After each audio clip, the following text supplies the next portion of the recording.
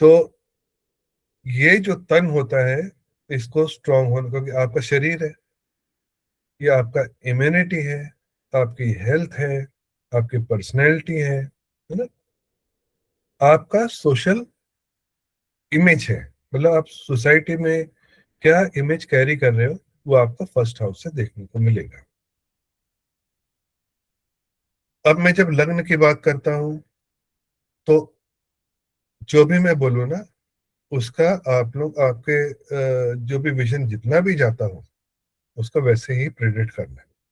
For example, जैसे मैंने बोला लग्न, है ना, लग्न अगर यहाँ पर प्रोफेशन की बात आ गई, तो क्या बोलेंगे, आप अपने शरीर का यूज करके काम करोगे। ये शरीर है ना, ये तो लग्न शरीर है। अब जैसे कि हो सकता है कि वो स्पोर्ट्स वाला हो, या जिम पे जाता हो, या हम जैसे अपने चेहरे दिखा के करने वाले होते हैं, या फिर सेल्स मार्केटिंग वाले होते हैं, एंकर होते हैं, या फिर यूट्यूबर होते हैं, है ना, ये सब पहले भाव में उसको गिना जाएगा। मैं ये पहला भाव का एग्जांपल दिया हूँ, आप लोग इसी तरह से हर भाव को समझना, है ना। अगर समझ में आ गया, तो आपके लिए एस्ट्रोलॉजी एक मस्त मिस्ट्री टाइप का जगह, मिस्ट्री सॉल्व करने में मजा आएगा आपको। तो सर पहला भाव बोलते हैं जी। सर यहाँ हम सिर्फ शरीर की बात कर रहे हैं, मन आत्मा की नहीं कर रहे हैं। अभी मन आपने के नहीं कर रहे, है ना, यहाँ जी पे शरीर की बात कर रहे हैं। जी। तो बच्चा पैदा हुआ। अब बच्चा पैदा हुआ हम कब मानेंगे, इस पे बहुत ज्यादा कंट्रोवर्सी है। पर मेरा मानना है कि जब माँ के शरीर से बच्चा अलग होता है, वो टाइम होता है वो इसका धरती पे कदम रखने का, यानी कि नाल जब कटती है। ओके। अब यहाँ पर सबसे बड़ी दिक्कत ये है, चाहे केपी बोलो चाहे कुछ भी बोल लो, पर टाइम एग्जैक्ट कोई नोट नहीं कर पाता। अब आजकल तो बहुत समझदार हो गए, डॉक्टर्स हो गए, बोले सर नाल कटेगी तो टाइम देख लीजिएगा, है ना। बहुत बार ये भी रहता है कि हस्बैंड को एंट्री मिल जाती है कि सिर्फ उसके लिए। तो काफी कुछ चेंजेस आ रहे हैं, लेकिन यहाँ पे अक्सर 2-3 मिनट पीछे ही मेरा तरीका है, लेके चलता हूँ। अब यहाँ पैदा हुआ है, ये उसका दूसरा घर है, जहां उस घर में के हॉस्पिटल, सपोज ये हॉस्पिटल, हॉस्पिटल से कहाँ गया, अपने घर में, है ना। अब ये घर है यानी परिवार है उसका। और वहां परिवार में उसके माता पिता, ताऊ ताई, चाचा चाची, दादा दादी, नाना नानी, जो अभी उस वक्त रहेगा, जो एनवायरनमेंट रहेगा, वो सेकंड हाउस इंडिकेट करेगा।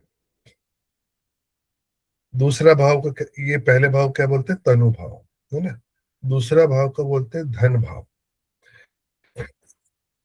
लेकिन यहाँ से धन, कुटुंब और वाणी देखते हैं। धन यानी कि आपकी सेविंग्स। अब जब पैदा हुए तो आपके जो पेरेंटल की फाइनेंशियल कंडीशन कैसी थी, वो यहाँ से क्लियर समझ में आ जाएगा। कौन सी भाषा बोलते थे, तो जरूरी थोड़ा सभी हिंदी बोल रहे, हो सकता है कोई तमिल बोल रहा है, कोई तेलुगु बोल रहा है, कोई पंजाबी बोल रहा है, कोई उड़िया बोल रहा है, कोई छत्तीसगढ़ी बोल रहा है ना। तो जब पैदा होते हैं, जो एनवायरनमेंट चलता है, जहाँ वो बोलचाल चलती है, वो लैंग्वेज चलती है, वही ये बच्चा सीखता है। तो दूसरा भाव क्या हो गया, लैंग्वेज का भी। कुटुंब, क्योंकि ये कुटुंब में आया, तो उसका कुटुंब, धन, उसके पहले नजर में उसके पेरेंटल का फाइनेंशियल स्टेटस, है ना, वो किस घर में आए, झुग्गी में आए हैं कि एमआईजी में आए हैं, कि बंगलों में आए हैं, कि किस में आए हैं, कि सड़क पर आए हैं। तो यहाँ पर उसका यहाँ पर क्लियर स्टेटस कंडीशन पता चल जाता है। अब वहां पर खान पान कैसा है, ये भी यहाँ पर बहुत देखने को आप लोग को मिल जाएगा। हो सकता है घर में प्योर वेजिटेरियन है, कुछ जैनी रहते हैं, लहसुन प्याज भी नहीं खाएंगे, कुछ वेजिटेरियन है, कुछ नॉन वेजिटेरियन है, ना। अब वेजिटेरियन में अलग अलग टेस्ट, तो यहाँ पर आप लोगों को खान पान, है ना, खान पान का यहाँ पर पता चल जाएगा।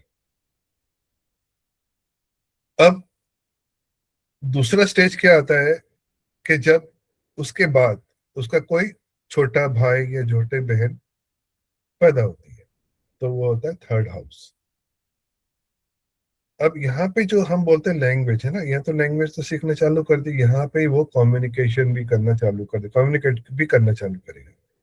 कम्युनिकेशन का मतलब है बोलना भी है, लिखना भी है ना।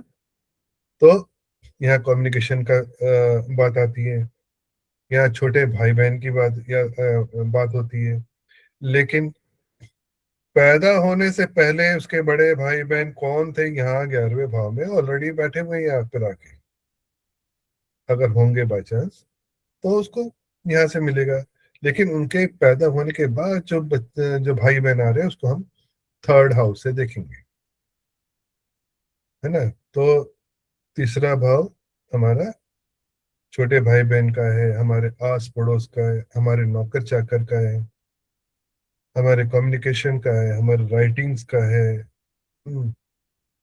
ये सारा तीसरा भाव है। अब यहाँ पर क्या हो रहा है कि हम थोड़ा सा प्रैक्टिकल करना सीख गए, है ना। खिलौना आया, खिलौना, अब आप क्यूरोसिटी आप में अंदर हो तो उसको पूरा तोड़ ताड़ के देखो कि अंदर है क्या, वो आपका यहाँ पे क्या है, प्रैक्टिकल।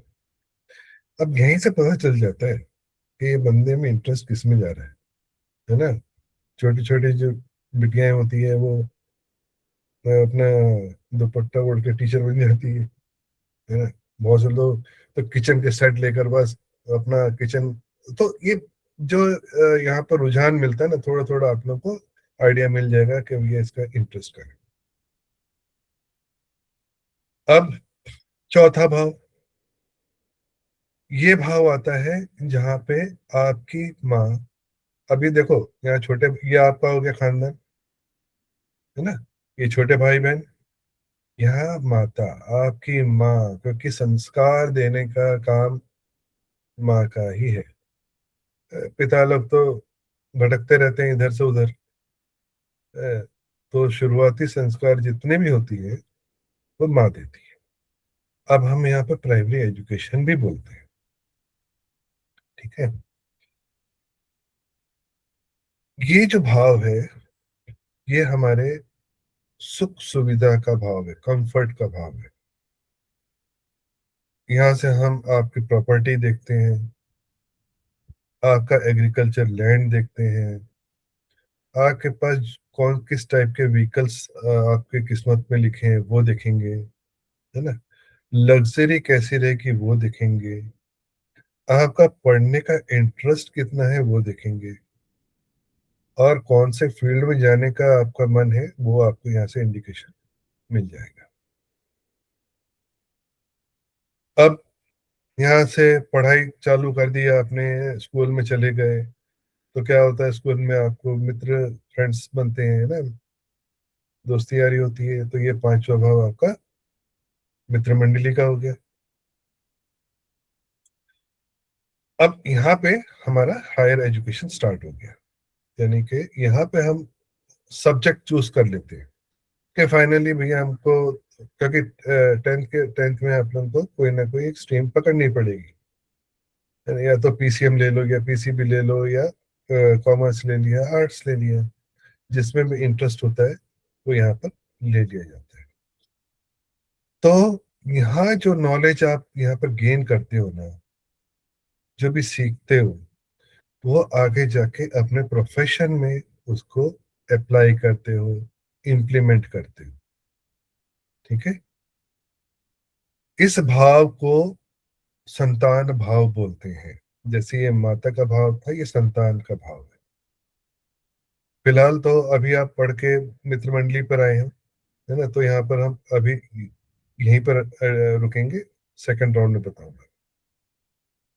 बोलने को ये संतान भाव बोलते हैं, ठीक है। अब आप कॉलेज पास कर लिया, है ना। कॉलेज पास करने के बाद नौकरी, तो छठा भाव जो रहेगा हमारा जॉब या प्रोफेशन का रहेगा।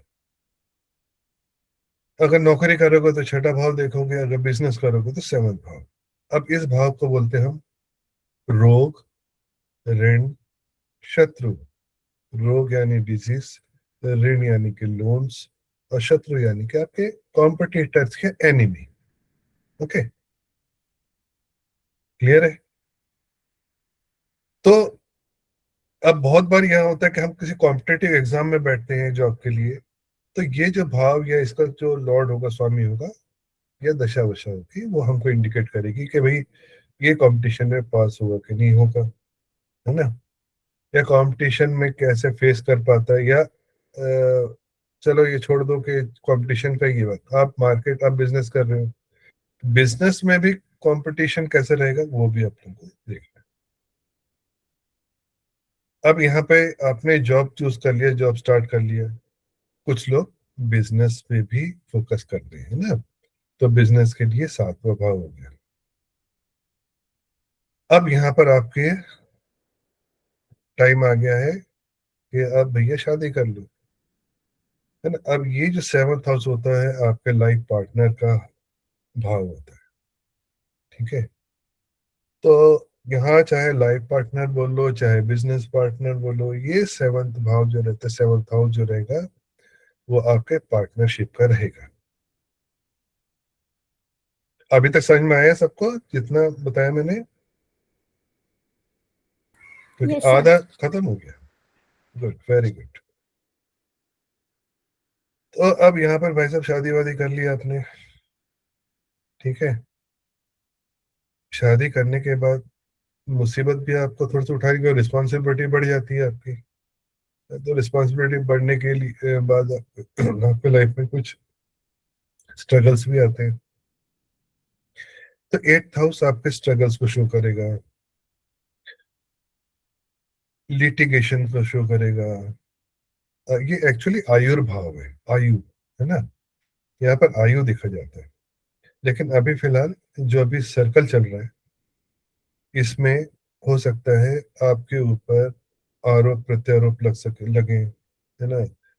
आप कोई लंबी डिसीज आपको हो जाए, या फिर कोई एक्सीडेंट।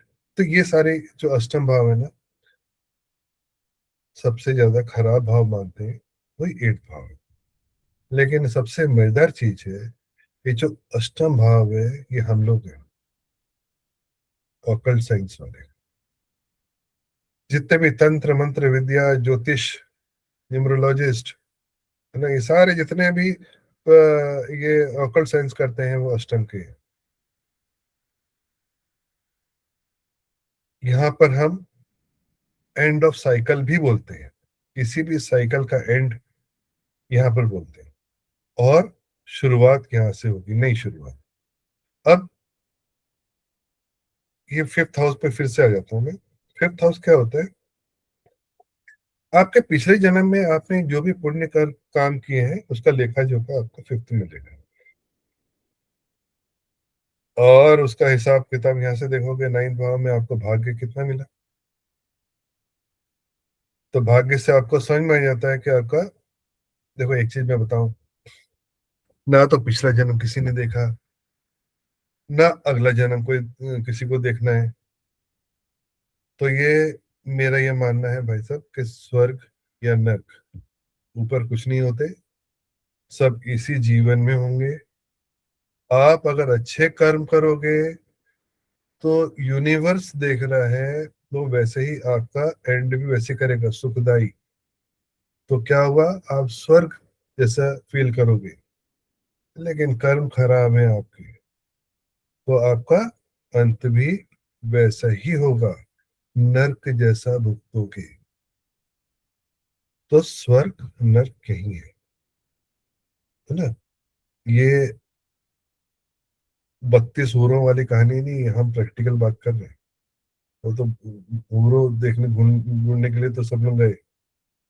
यहाँ पर तो आज के जीवन में, अभी के जीवन में हमको क्या करना है, कर्म करना है, अच्छे कर्म करो, लोगों से मिलजुल कर रहो, है ना, लोगों की सहायता करो, बशर्ते कि अपना ख्याल भी रखो।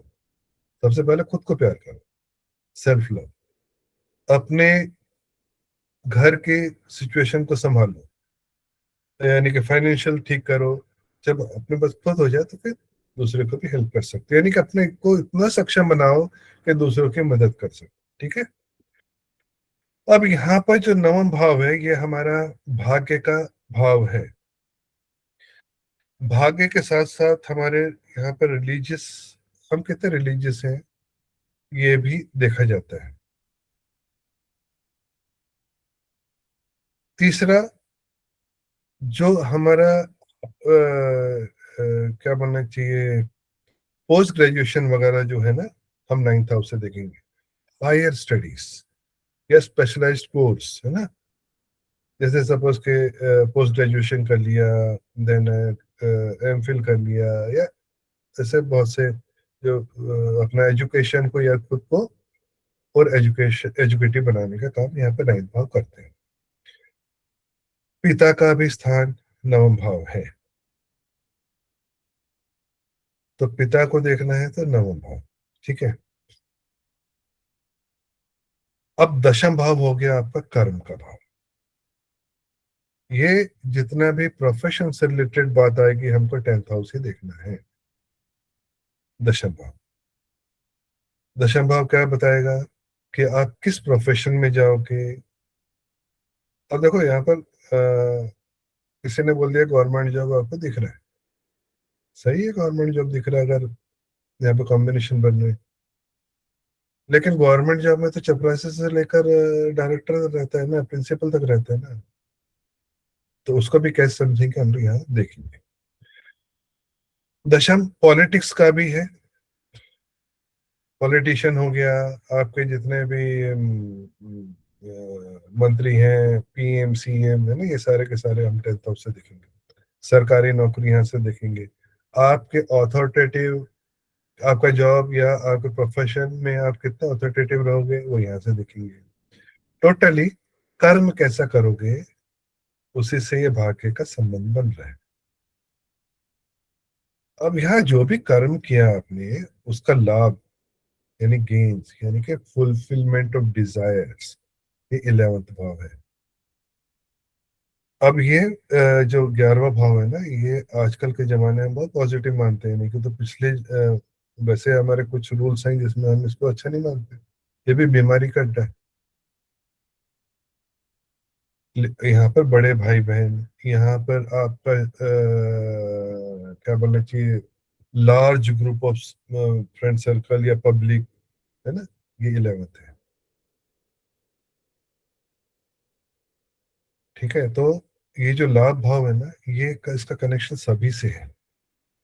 जब भी आप कंपटीशन कॉम्पिटेटिव एग्जाम दे रहे हो तो लाभ हो रहा है कि नहीं हो रहा है, कि घाटा हो रहा है ना। आप जॉब में अप्लाई कर रहे हो तो क्या लाभ होगा कि नहीं होगा, कि कॉम्प्रोमाइज करके आपको अपने वो वाला जो जॉब करना पड़ेगा, फिर वक्त आएगा, ऐसे टाइम मौका मिलेगा दूसरे में शिफ्ट कर जाएगा। तो ये लाभ का है। और 12वां जो भाव है वो है व्यय का,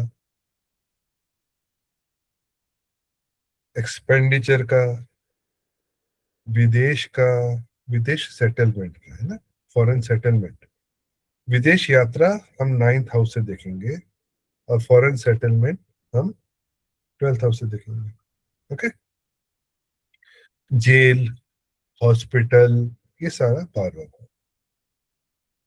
अब मैंने ये दो चीज बोली कि फॉरेन, जेल, हॉस्पिटल, आप लोग सबके दिमाग में क्या आया होगा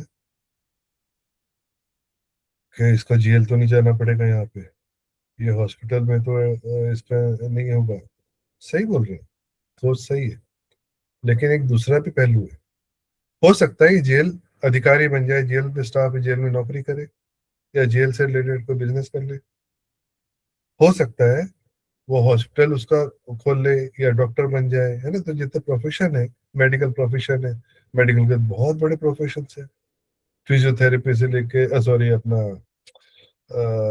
लेबोरेटरी से लेके, सारी लैब जो रहते हैं ना, सारे ब्लड टेस्ट वगैरह होते हैं वो, वहां से लेकर मेडिकल स्टोर से लेके आपका एक्सरे, ये सारे बहुत, एक एक हॉस्पिटल को एज्यूम कर लो, उसमें कितने सारे डिपार्टमेंट है, सारे डिपार्टमेंट कनेक्शन है इससे। ठीक है, तो एक बार रिपीट करता हूँ। ये आपका लग्न है, आपका शरीर, ये आपका धन कुटुंब वाणी, है ना, यानी आपका खान पान कैसा रहेगा, आपका लैंग्वेज कैसी रहेगी, आपका फाइनेंशियल फाइनेंशियल कंडीशन कैसे रहेगा।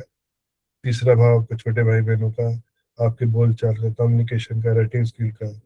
चौथा भाव आपके माता का है, माता की हेल्थ का है, आपके प्राइमरी एजुकेशन का है, आपका लग्जरी का है ना। यहाँ पर हम एग्रीकल्चर भी देखेंगे। यहाँ पर पाताल भी बोलते हैं इसको, पाताल। पाताल क्या होता है? जमीन के बहुत ही गहराई में, डेंजरस है। पांचवा वो संतान से रिलेटेड है, आपके मित्र मंडली से रिलेटेड है, आपके नॉलेज गेनिंग से रिलेटेड है। यहाँ पे जितने भी सर्विस प्रोवाइडर है जैसे हम हैं, ये फिफ्थ हाउस उसको उसके लिए बहुत प्रोमिनेंट रहेगा। छठा नौकरी है, ऋण है, रोग है, शत्रु है। सातवां आपका बिजनेस है, आपका लाइफ पार्टनर है, आपका मैरिज मैरिज कैसे रहेगी उसके बारे में पूरा लेखा जोखा यहाँ रहेगा। एट्थ हाउस आपका आयुर्भाव है, आपकी आयु कितनी रहने वाली है ना। रीजन क्या होगा डेथ का यहाँ से।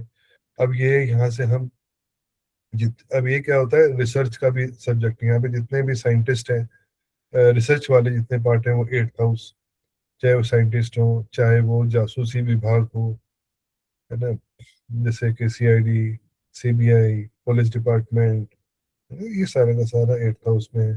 देन जितने भी, अब ये क्या है, ऐसा धन है जो किसी के नुकसान से आपको मिलता है। यानी कि ये जो आपका कुटुंब है इसके जस्ट ऑपोजिट ये वाला भाव है।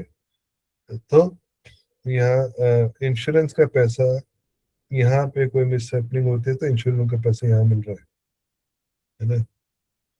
घर की डीलिंग होती है, भाई बंटवारा हो जाता है, यहाँ पर उनको पैसा मिलता है। तो ये ऐसा पैसा है जो अचानक आएगा, ऐसा पैसा अचानक जाएगा भी। तो अनसर्टेनिटी है। ये विदेश यात्रा हो गया आपका, आपका हायर एजुकेशन हो गया, आपके पिता का हो गया, आपके रिलीजियस एक्टिविटी का हो गया, है ना। ये आपके कर्म का है, प्रोफेशन कैसे करोगे, ये आपका लाभ का है, या जितने भी ऑफिस ला रहे हैं उस पर गेन मिल रहा है कि नहीं मिल रहा है। ये आपका इन्वेस्टमेंट का है, खर्चों का है, आपका जेल का है, फॉरेन सेटलमेंट का है, आपका हॉस्पिटलाइजेशन का है। डन। ये राउंड समझ में आ गया। Yes sir. अब मैं सिर्फ यात्रा पे आता हूँ ना, सिर्फ ट्रेवल पे। छोटी छोटी यात्राएं जो रहेगी वो थर्ड हाउस कराएगा। सेवंथ हाउस इंटर कंट्री, मतलब कंट्री के अंदर ही जो यात्रा रहेगी वो सेवंथ हाउस दिखाएगा। फॉरेन कंट्री की यात्रा वो नाइन्थ हाउस दिखाएगा, और ट्वेल्थ हाउस भी दिखाएगा। लेकिन ट्वेल्थ हाउस साथ में फॉरेन सेटलमेंट भी दिखाएगा। तो जितना भी वीजा वीजा है वो थर्ड हाउस से देखोगे, डॉक्यूमेंटेशन सेवंथ हाउस से देखते हैं, है ना। और उसका लाभ फॉरेन से रिलेटेड है, लाभ मिल रहा है कि नहीं मिल रहा है यहाँ से देखेंगे। अभी सेकंड फेज चालू हो गया भाई शादी के बाद से। ठीक है, अब शादी के बाद क्या होता है, या ऐसा बोलो कि एक एज मैच्योरिटी आ जाती है, शादी हो जाता है, तब हमको कुछ चीजें फेस करनी पड़ती है, मुसीबतों के पहाड़ भी आते हैं। तो यहाँ पे त्रिक स्थान या अशुभ स्थान या दुख स्थान,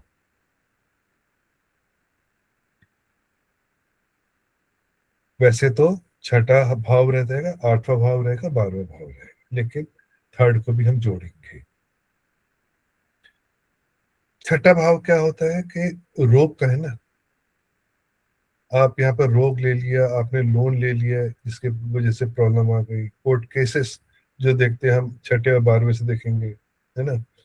और यहाँ पे एक चीज और है, यहाँ पर ऐसी डिजीज जो आपके कुंडली में शो हो रही है और उसकी दशांतर दशा में वो रोग आपको सताने लग गए, लेकिन ये क्यूरेबल डिजीजेस है। ठीक है। एट्थ हाउस ऐसा होता है कि नॉन क्यूरेबल डिजीज, या ऐसा डिजीज जो इसके लिए लंबा चलेगा, दवाइयां खानी पड़ती रहेगी। ओके, ये भी समझ में आ गया, 6 8 12। छठवां भाव, आठवां भाव, 12वां भाव।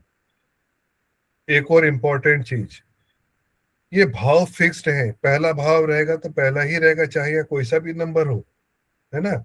अगर 5 लिखा होगा आपका, तो ये नहीं कि पांचवा भाव हो गया, नहीं। पहला भाव यही रहेगा, दूसरा भाव यही रहेगा, तीसरा भाव यही रहेगा। क्लियर? इसमें कोई भी दिमाग में कंफ्यूजन नहीं रखना। अब कुछ भाव मारक होते हैं। अब ये बड़ा इंटरेस्टिंग चीज है। ये आठवां है, आठवां भाव, और आठवें से आठवां, ये दो कंसिडर करेंगे सिर्फ। अच्छा, हमारे ज्योतिषी में जिस भाव से को कैलकुलेट करना, उसी से हम काउंट करेंगे, ऐसे गिनेंगे 1 2 3 4 5 6 7 8। तो 8 का 8 हो गया थर्ड भाव। तो आयु का अगर हम यहाँ से भी देखते हैं तो हमको यहाँ से भी देखते हैं। इसलिए मैंने बोला त्रिक भाव में थर्ड हाउस और जोड़, तीसरा भाव और जोड़। ठीक है। अब एक नियम, सबसे पहला नियम आप लोगों को बताने जा रहा हूँ। देखो, हमारी एस्ट्रोलॉजी फुल एक स्टार लगा रहता है, टर्म्स एंड कंडीशन अप्लाई।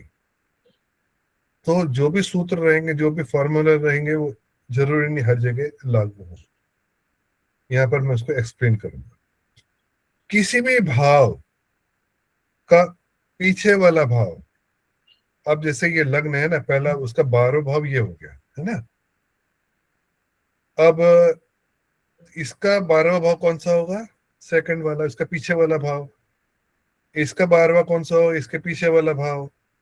तो कहने का है, अगर ये शरीर को नुकसान पहुंचा रहा है, व्यय कर रहा है, किसका कर रहा है व्यय? शरीर का कर रहा है ना, यहाँ व्यय। 12वां भाव इसको नुकसान पहुंचा रहा है। तो धन कुटुंब वाणी का भाव, भाव को नुकसान कौन पहुंचाएगा? पहला भाव।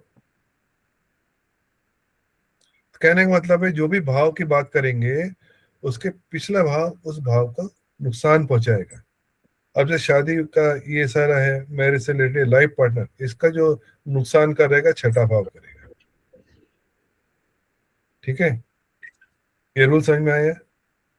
लेकिन कर्म का ये जो 10th हाउस को भाग्य नुकसान नहीं पहुंचाएगा, इसलिए ये सूत्र यहाँ लागू नहीं होगा। दूसरा लाभ का है, कर्म उसको नुकसान नहीं पहुंचाएगा। तो ये तीन भाव को छोड़ के बाकी सारे भाव में ये लागू होगा। नाइन्थ भाव को एट्थ भाव नुकसान पहुंचाएगा।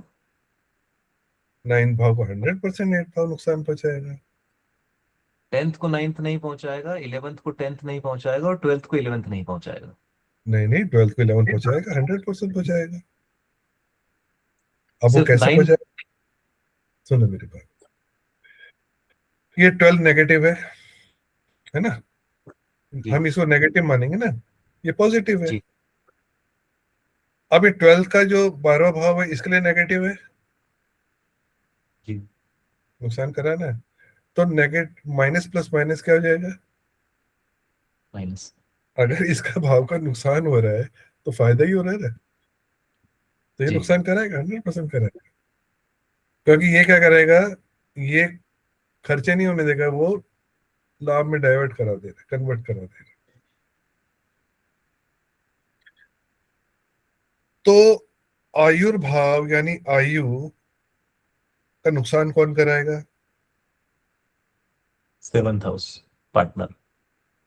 सोच, सबको समझ में आया?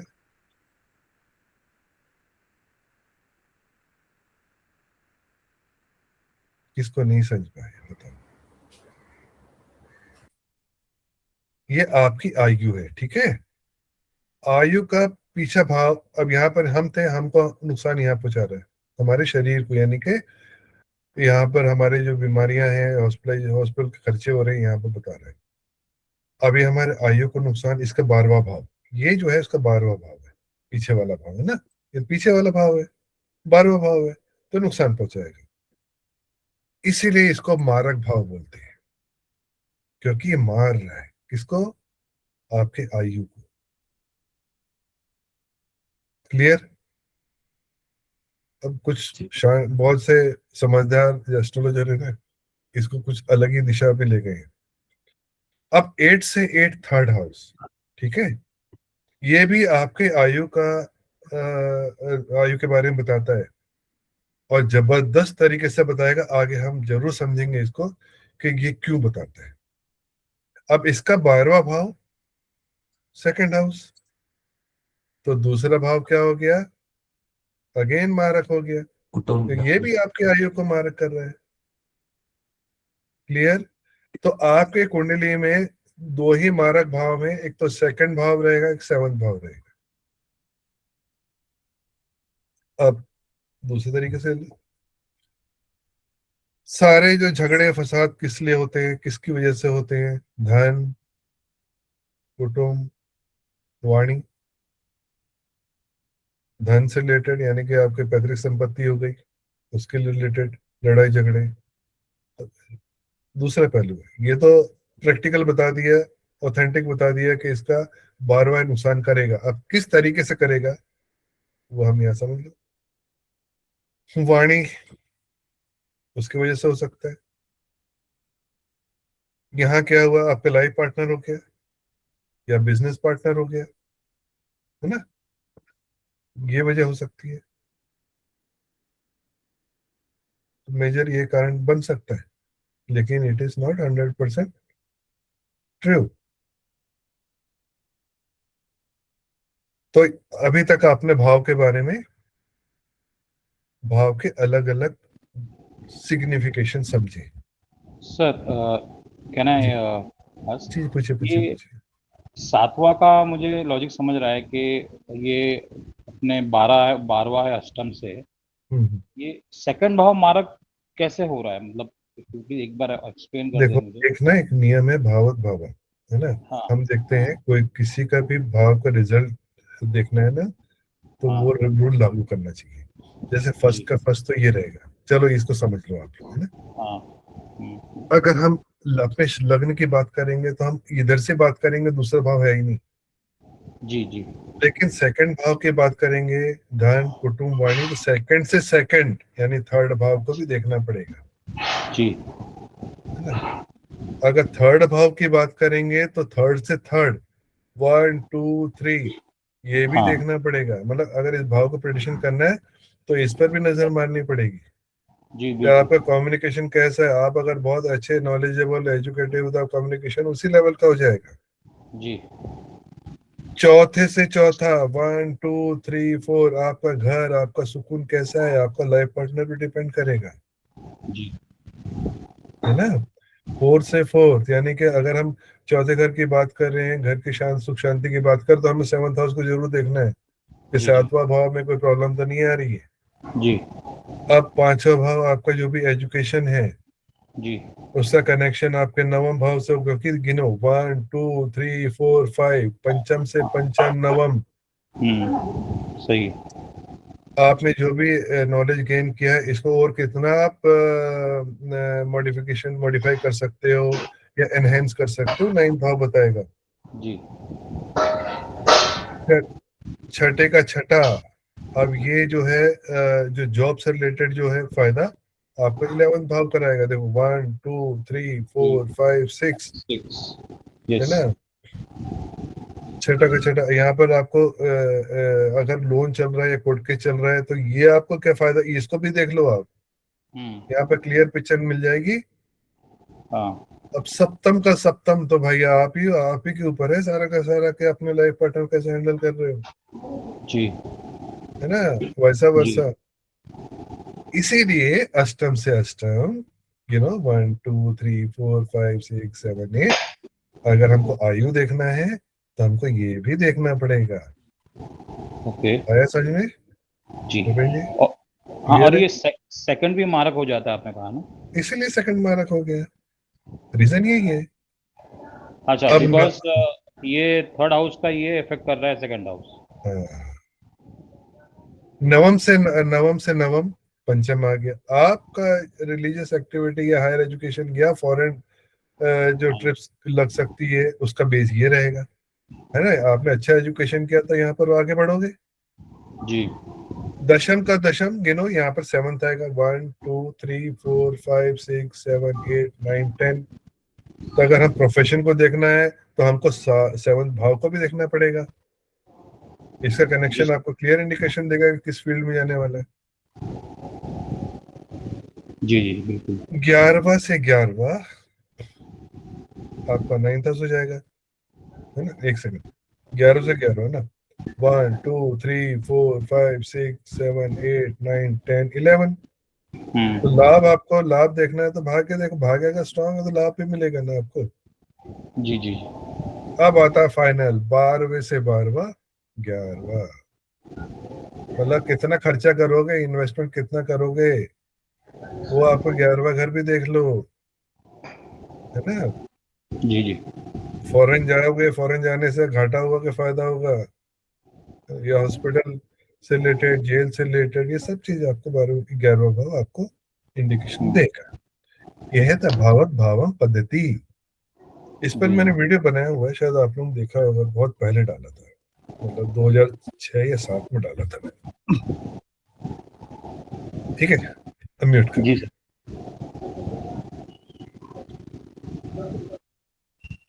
अब इसी भाव का दूसरा रूप भी समझाता हूँ आपको। म्यूट कर लें, म्यूट कर लें प्लीज, म्यूट कर लें। देखो, ये आप इसको शरीर समझो। जो पहला भाव रहेगा, ये आपके जो आईब्रो है ना, उसके ऊपर वाला पार्ट, अंदर बाहर सारा, है ना, ये पहला भाव दिखाएगा। ध्यान से समझना, है ना। तो अगर प्रॉब्लम होगी तो यहीं पर ही आएगी। अगर हम पहला भाव में कोई प्रॉब्लम हो रही है, ये एक्सीडेंट शो हो रहा है, तो कहाँ एक्सीडेंट होगा, ये इसके ऊपर ही होने वाला है। सेकंड भाव हमारे आईब्रो से लेके हमारा ठुड्डी तक, या खाने की नली वहां तक आपको। तो यहाँ क्या क्या आ रहा है, आप एक और समझना, इसको 20 से डिवाइड कर दो। ये वाला पार्ट आपका, आपके शरीर का राइट पार्ट है, और ये वाला लेफ्ट पार्ट है। ओके, ये राइट है, ये लेफ्ट है। तो ये वाला जो पार्ट रहेगा आपकी राइट आई, आंख, और ये वाला आपका लेफ्ट आईज। ठीक है, बेसिकली यहाँ पर हम आंख देखेंगे, दोनों आईज में कोई प्रॉब्लम तो नहीं है, वो हम यहाँ से देखेंगे। आपके नोज से रिलेटेड प्रॉब्लम, आपके सूंघने की शक्ति, साइनस, है ना, आपके दांत, आपकी जुबान। अब यहाँ पर लैंग्वेज बोलते हैं ना, यहाँ बोलचाल बोलते हैं तो बोली भी बोलते हैं, यानी कि स्पीच स्पीच, यानी बोलने की क्षमता। यहाँ बोलने की क्षमता है या कम्युनिकेशन, दोनों अलग है, आवाज है यहाँ पे। ठीक है ना, तो आवाज, है ना, या वोकल कॉर्ड, ये आपका यहाँ पर रहेगा। तो जितने भी जिसकी जैसी, अब यहाँ पर क्या होता है, अगर ये भाव गड़बड़ हुआ तो उसका बोलने का तरीका अलग अलग होगा। या तो बहुत कड़क बोलेगा, बहुत गुस्से में बोलेगा, बहुत प्यार से बोलेगा, है ना। किसी किसी से आवाज बच्चों जैसी होती है। तो यहाँ से इंडिकेशन मिलेगा। मैं बहुत धीरे चलूंगा ताकि आप लोगों को समझ में आ जाए। और ये जो मैंने एक भाव के बारे में समझाया ना, ये कम से कम 50, मिनिमम 50 बार रिपीट होने वाला है आपके पूरे कोर्स में। तो ये मत टेंशन लेना सर, बिल्कुल याद नहीं रहेगा, 100% याद हो जाएगा। ठीक है, अब अपने यहाँ से एज्यूम कर लो, यहाँ से लेकर आज तक क्या क्या है और क्या क्या प्रॉब्लम आ सकता है। नोस्ट्रिल्स हो गया, नाक, नाक में कोई प्रॉब्लम आ रही है, नोस्ट्रिल में प्रॉब्लम आ रही है, साइनस से रिलेटेड प्रॉब्लम आ रही है, सांस से रिलेटेड कोई प्रॉब्लम आ रही है, दांत से रिलेटेड, जीभ से रिलेटेड, है ना, या फेस जो रहेगा वो कैसे रहेगा आपका। तो जो कॉस्मेटिक सर्जरी करने वाले हैं वो सेकंड भाव में उसका इंडिकेशन मिल जाता है। अगर मेडिकल की बात करते हैं, डॉक्टर का कौन सा प्रोफेशन रहेगा, तो हम ऐसे सर्च कर लेते हैं। ओके, आगे समझ में यहाँ तक। अब थर्ड हाउस रहेगा आपके ठुड्डी से लेकर चेस्ट का कनेक्शन, मतलब मेजरली आपका गला। अब यहाँ पे आपको कितने देर बात कर सकते हो, किस तरह से बात कर सकते हो, है ना, कितना स्किलफुल बात कर सकते हो, उसमें कितने एक्सपर्टीज है आपके, उसमें ये सारा थर्ड हाउस दिखाएगा। तो थर्ड हाउस का जो भी रोग रहेगा, जैसे कि थायराइड वगैरह हो गया, या वोकल कॉर्ड से प्रॉब्लम आ गई, या गले से संबंधित कोई प्रॉब्लम आ गई, तो हम यहीं से देखेंगे। अब ये जो है कनेक्शन है चेस्ट से, यानी कि आपके लंग्स से कनेक्शन बन रहा है यहाँ पे, है ना। तो यहाँ पर श्वास नली, यहाँ पर आपका श्वास नली भी थर्ड हाउस से देखेंगे। चौथा भाव आपका चेस्ट का पूरा पार्ट आ गया ये। अच्छा, यहाँ पर सुनो, ये जो थर्ड हाउस है ना, ये आपको जब कम्युनिकेशन बोलते हैं तो सुनने की भी बात करते हैं। तो यहाँ आपके कान, ये राइट अर ये है और लेफ्ट अर ये है, ठीक है। तो आंख हो गया, ये कान हो गया, ये आपका चेस्ट पार्ट हो गया। अब ये आपका लंग्स हो गया, आपका हार्ट से रिलेटेड हो गया, आपका स्पाइनल कॉर्ड हो गया। स्पाइनल कॉर्ड को यहाँ से देखेंगे, बैक, है ना। यह ऐसे भी बोलते हैं कि अपने राइट साइड का जो चेस्ट का पार्ट यहाँ से देखेंगे, लेफ्ट साइड यहाँ से देखेंगे। ब्रेस्ट से रिलेटेड कोई प्रॉब्लम है तो यहाँ से देखेंगे, है ना। वुमेन्स का बहुत कुछ कुछ को कैंसर हो जाता है तो उसका इंडिकेशन यहाँ से मिलता है। ये वाला जो पार्ट, ये जो भाव है, ये हमारा हार्ट से रिलेटेड भी है, और यहाँ से थोड़ा सा नीचे आ गए गॉल ब्लैडर से लेकर लीवर के एज तक, यानी हम क्या बोलेंगे, अपर इंटेस्टाइन, छोटी आंत, है ना, ये ऊपर वाला भाग। छठा भाव आ गया आपका लीवर से संबंधित, है ना। यानी यहाँ पे आपका पाचन जो क्रिया है, जिसको भी डाइजेशन की प्रॉब्लम है, एसिडिटी की प्रॉब्लम है, वो सब छठे घर से देखेंगे। पेट संबंधी समस्या होगी, तो जितना भी आपका लोअर एब्डोमेन है, लार्ज इंटेस्टाइन है, स्मॉल इंटेस्टाइन है, ये सारा छठा। स्मॉल यहाँ से भी देखेंगे, लार्ज यहाँ से देखेंगे। ये जो पार्ट रहेगा आपका फीमेल्स का यूट्रस का रहेगा, और किडनी का रहेगा, और जेंट्स का यहाँ पर प्रोस्टेट का रहेगा और किडनी का रहेगा। यानी कि हम हमारा प्रजनन क्षमता या प्रजनन से रिलेटेड कोई प्रॉब्लम तो नहीं है, वो सप्तम भाव शो करेगा। जो भी पार्ट जिसे हम अपना गंदगी बाहर निकालते हैं, मल मूत्र, वो हमारा अष्टम भाव है। तो जितने भी रोग यहाँ पे, जैसे बहुत से ऐसे रोग होते हैं जो कि सेक्सुअल, जैसे क्या बोलते हैं, HIV, है ना, या कैंसर, ये सारे अष्टम भाव दिखाएंगे, ऐसे लंबे रोग, ठीक है। अब ये जो है आपका बस्ती बोलते हैं नहीं, यानी अपने जो पर्सनल पार्ट है उसका वहां तक है। वहां से लेकर नीचे, यानी बटक, यानी बैकबोन स्टार्ट होगा। बैकबोन से लेकर आपके जो थाइस है, घुटने तक आपका नवम भाव बताएगा। दशम भाव आपके जॉइंट्स, जितने भी जॉइंट्स हैं, चाहे पैर के हो चाहे हाथ के हो, तो ये इंडिकेशन करेगा। जॉइंट से लेकर जो तलवे तक है आपके पैर के, वो ये वाला पार्ट करेगा। और ये आपका लेफ्ट कान है, ये आपका लेफ्ट आंख है, और यहाँ पे तलवे, है ना, फुट, फीट, क्या बोलते हैं, फुट बोलते हैं ना, फुट बोलते हैं, फुट। यहाँ पर लेकिन यहाँ पर दोनों पैरों से संबंधित बीमारी देखी थी, यहाँ से देखी, ठीक है।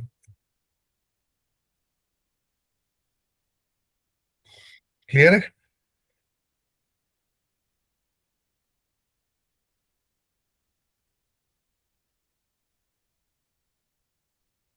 अभय जी, कुछ समझ में आया आपको? जी सर, क्लियर है। भूपेन जी को समझ में आया है, मुझको पता है। पवन जी, आपको? सर ये 11th हाउस जैसे भाव 10th है, सभी तरह के जॉइंट्स हो गए, और भाव भाव 12th है, जॉइंट से लेकर पूरे तलवे तक आ जाएगा ना ये 12th हाउस।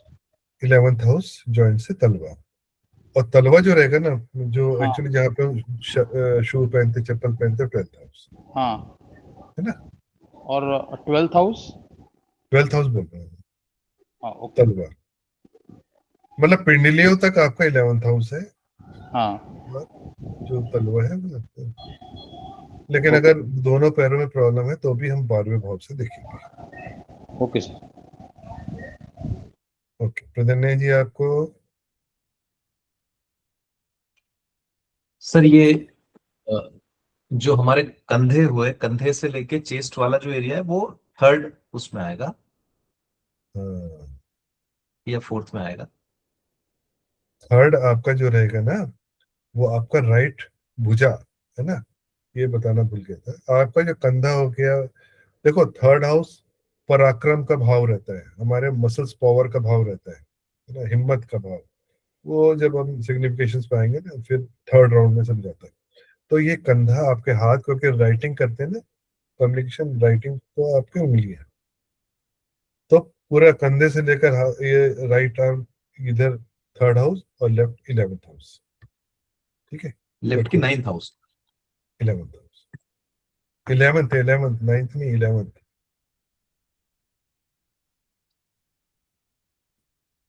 ठीक है प्रदन्य जी, आपका बताओ, समझ में आया कि नहीं सर आया अभी अभी तक तक कुछ तो भी? ठीक है। गुड, हाँ वेरी हाँ, अभी गुड, तक वेरी ठीक है सर। गुड। विनी जी, आपको? जी सर, समझ आ रहा है। गुड। देखो थोड़ा सा मैं जो फाउंडेशन कोर्स है थोड़ा सा स्लो चलूंगा, उसके बाद सुपर फास्ट जाऊंगा, है ना। चलिए अब आगे बढ़ते हैं। हम्म, अब ये तो समझ में आ गया कि एक भाव पीछे नुकसान कराएगा, है ना, एक भाव पीछे नुकसान कराएगा। एक नियम ये भी है कि जिसके आगे वाला जो भाव है वो फायदा कराएगा, गेन्स कराएगा, है ना। जैसे प्रोफेशन का गेन्स आपको यहाँ से देखने को मिलता है, भाग्य का गेन, आप भाग्य लेकर आए, किस लिए लेकर आए?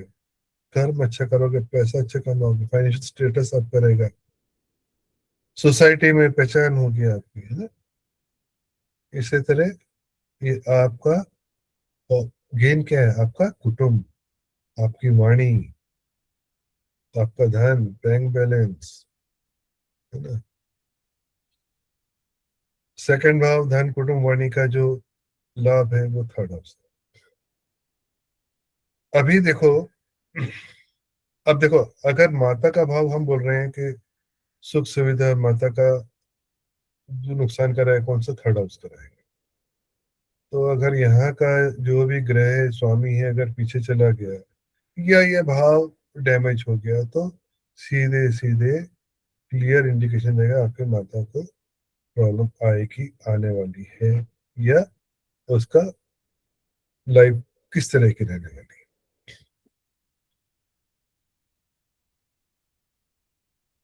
अब ये जितने भाव है ना, ये सारे भाव 30-30 डिग्री के होते हैं, 30 डिग्री के।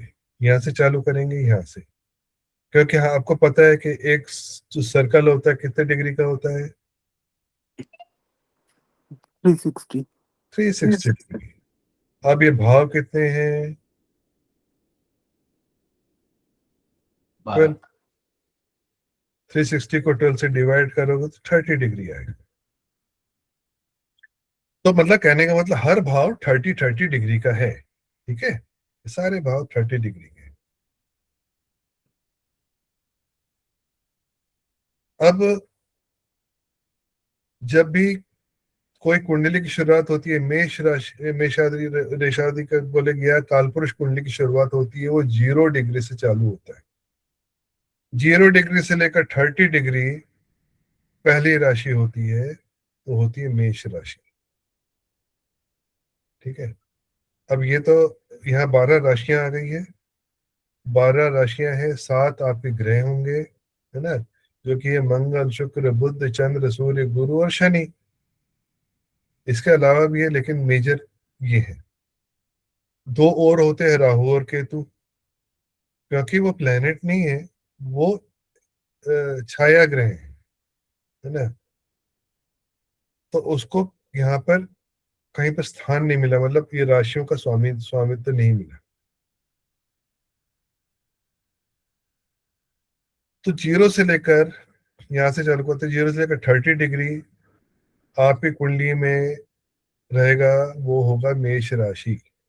या आपकी कुंडली में कहीं भी 1 लिखा होगा ना, वो वहां पर आपको मेष राशि या एरीस होगा। और उसका नेक्स्ट रहेगा वृषभ, यानी कि टॉरस, जहां पर 2 लिखा रहेगा। तो जीरो से 30 यहाँ पर, तो 30 से 60 डिग्री किसका हुआ? वृषभ का रहेगा।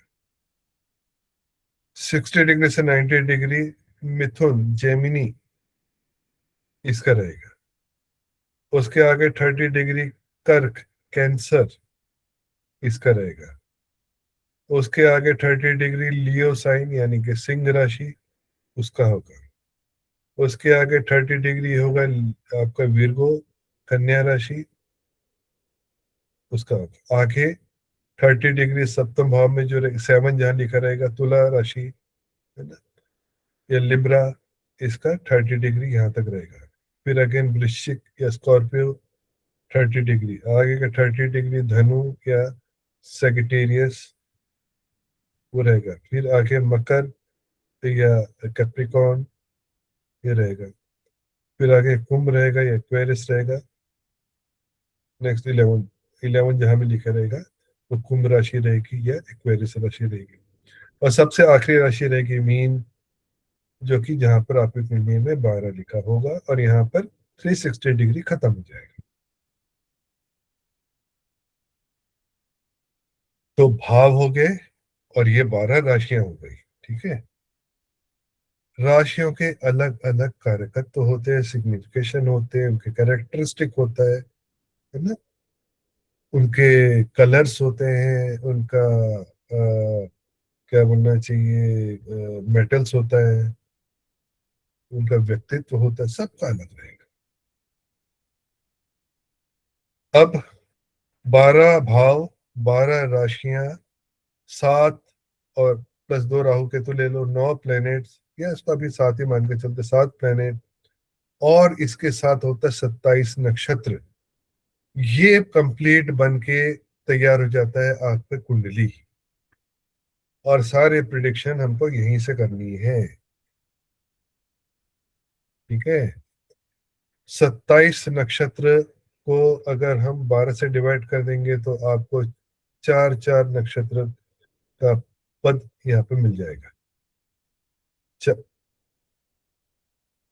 एक्चुअली देखा जाए, 30 डिग्री को आप 4 से डिवाइड कर, 30 डिग्री है ना ये एक, 30 डिग्री तो 4 से डिवाइड करोगे तो 13.20 डिग्री का 4 पार्ट आ जाएगा। तो 13.20 डिग्री एक आपका किसी भी नक्षत्र का एक पूरा एक नक्षत्र हो जाता है ना, 13 डिग्री का रहता है। उसको 4 डिवाइड करोगे तो, और इक्वल डिवाइड करोगे तो 3.20 के आसपास आता है। सर ये दोबारा रिपीट करेंगे, मेरा लॉस्ट हुआ था नक्षत्र के बारे में। 27 नक्षत्र होते हैं। जी। हर राशियों को लगभग लगभग मानकर चलो 3 नक्षत्र स्वामी का जोन मिल जाता है, 3 ग्रह के जोन मिलते हैं। जैसे कि मेष राशि में पहले 4 चरण जो रहेंगे 13.20 डिग्री तक, वो केतु का रहेगा। फिर नेक्स्ट 13.20 डिग्री रहेगा, वो शुक्र का रहेगा। कितना हो गया? अब बस एक चरण बचेगा 3.20 डिग्री का, वो सूर्य के पास चले जाएगा। तब जाके ये 30 डिग्री कंप्लीट होता है ना। 30 डिग्री को हम डिवाइड कर रहे हैं। इसको जब और जब नक्षत्र में आएंगे तो और अच्छे समझेंगे कि एक एक नक्षत्र का क्या मतलब है। इसीलिए जरूरी नहीं है कि मेष राशि वाले सारे एक जैसे हों, है ना, क्योंकि मेष राशि केतु भी है, मेष राशि शुक्र भी है, मेष राशि सूर्य भी है। अब यहाँ पर समझने वाली बात यह है कि ये ग्रह का क्या रोल है यहाँ पे। यहाँ तो राशियां तो आ गई, हमको ये मालूम चल गया कि मेष होती है राशि, होती है वृषभ, होती है मिथुन, होती है कर्क, होती है सिंह, होती है कन्या, होती है तुला, होती है वृश्चिक, धनु, मकर, कुंभ और मीन। पर ये है क्या ये राशि को ऐसा बोल सकते हो। देखो, नक्षत्र क्या होता है? नक्षत्र ग्रुप ऑफ स्टार्स, है नहीं? इस ब्रह्मांड में, इस स्पेस में, मतलब आपका, हम पागल हो जाएंगे सोचेंगे कितना अनगिनत स्टार्स, प्लैनेट्स, ये सब है। लेकिन हमारे जो ऋषि मुनियों ने जो देखा और एक ग्रुपिज्म कर दी कि यहाँ पे ये वाले नक्षत्र का ग्रुप है, स्टारों का ग्रुप है। ये नक्षत्र हो गया आपका अश्विनी नक्षत्र, है ना? उसका चेहरा जब वो बना, अब आसमान में देखते हैं ना, तो अश्विनी नक्षत्र का एक रूप बन के आता है। ओके, तो उसी हिसाब से इनका नाम रख दिया अश्विनी। अब मेष राशि का स्वामी यहाँ पर होता है मंगल।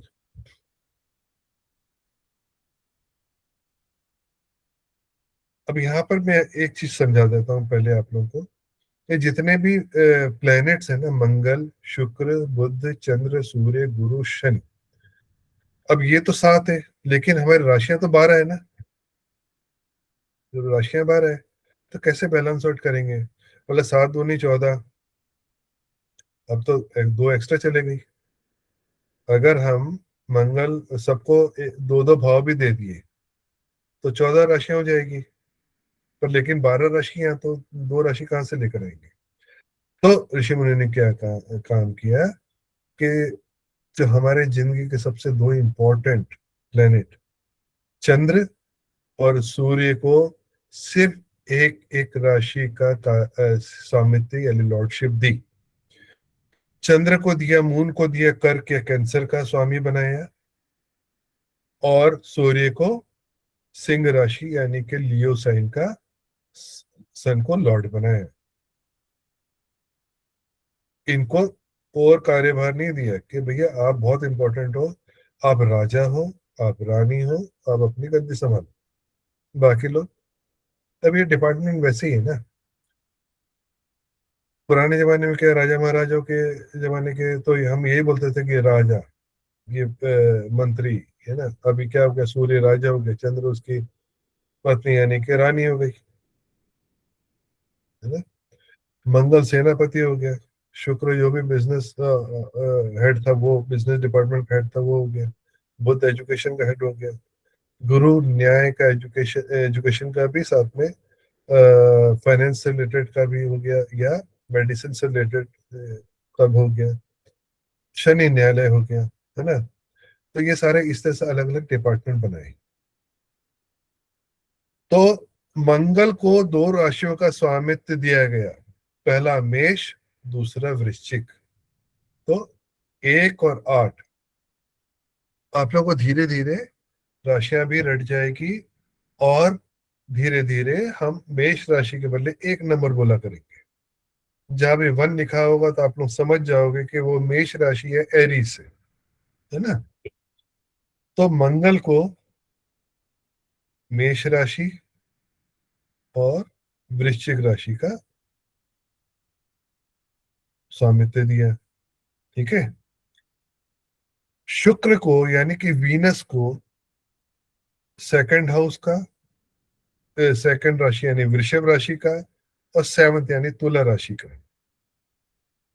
अब देखो भाई साहब, ये दोनों राशियां हैं और दोनों धन से संबंधित है, इसलिए शुक्र है ना?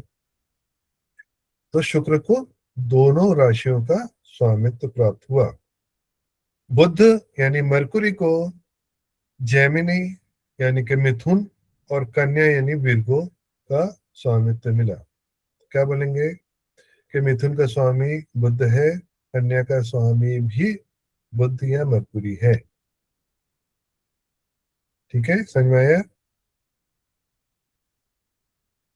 अब बचे भाई साहब दो, क्योंकि चंद्र को तो यहाँ मिल गया, सूर्य को महाराज को यहाँ मिल गया।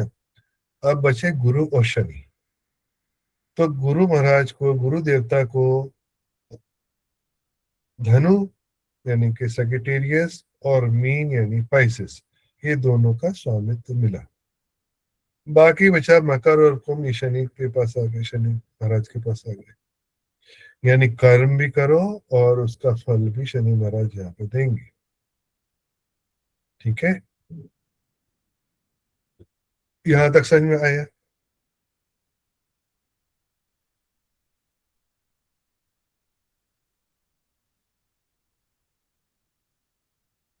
किसको नहीं आया? सर समझा। अब यहाँ राहु केतु को कहीं किसी राशि का स्वामित्व नहीं दिया गया है, इसलिए राहु केतु को यहाँ पर आप नहीं देख पा रहे। लेकिन राहु केतु तो बहुत इंपॉर्टेंट तो आएंगे आएंगे। केतु को, कि हम एस्ट्रोलॉजर है, आध्यात्मिक जो है ना केतु ही है। आप जैसे मैंने बताया ना, केतु यानी कि किसी डेप्थ में जाए,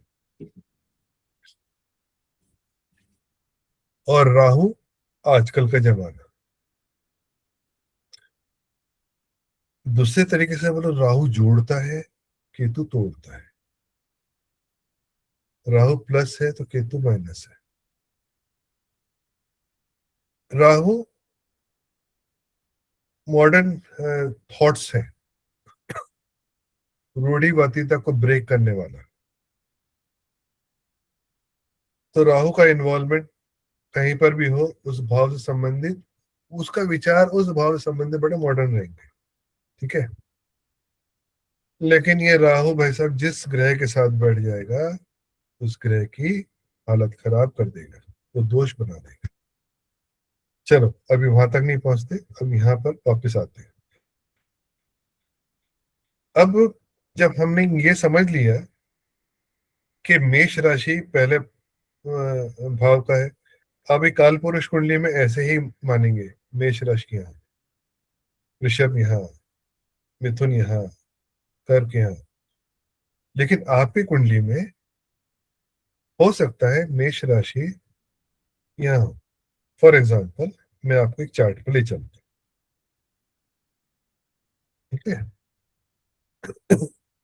अब ये किसी की कुंडली है। ठीक है, तो ये कौन सा भाव हुआ, ये कोई बताएगा? एक एक करके बताना, और दूसरा उसको क्रॉस मत करना। जब मैं पूछूंगा, एक सेकंड, मैं जिससे पूछूंगा वही जवाब देना बस। अभय जी, पहला भाव, ये पहला भाव है कि दशम भाव है? कौन सा वाला सर? ये जो लिखा हुआ है, आपका वो दिख रहा है ना, 10 लिखा हुआ जो? ये लग्न है सर। लग्न है, यानी कि दशम पहला भाव। भाव है। जी, पहला भाव है ये। ओके, ना भूपेन जी को तो खैर पता ही है। पवन जी आप बताओ, ये पहला भाव है कि दशम भाव है? ये दशम भाव होगा सर, इस कुंडली के हिसाब से, लग्न में, लग्न कुंडली के हिसाब से। ठीक है, हृदय जी आप बताइए। ये पहला भाव है सर। विनी जी आप बताइए।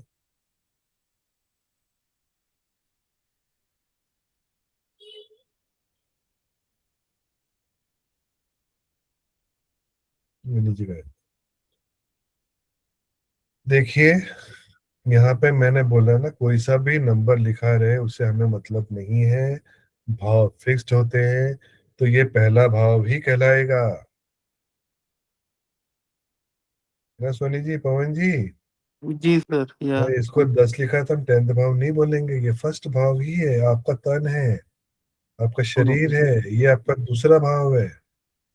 अब ये राजीव चौहान जी का ये कुंडली है, तो यहाँ पर 10 लिखा है, तो दैट मीन्स इनका जो लग्न है वो मकर लग्न की राशि है, मकर लग्न की कुंडली है, यानी कैप्रिकॉर्न इनका लग्न है। ठीक है,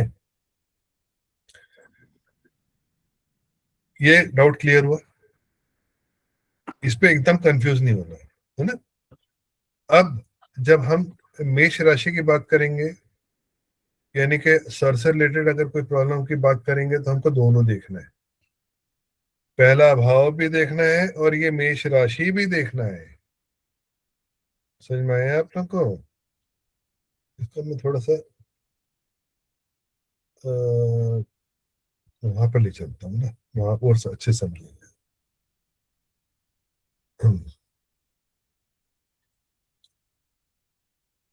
ओके, इसको मैं यहाँ पेस्ट करके इसको क्रॉप कर देता हूँ, तो आप लोगों को, क्योंकि ये समझ में आ गया ना आप लोगों को, तो फिर तो बहुत मजा आएगा आगे जर्नी में।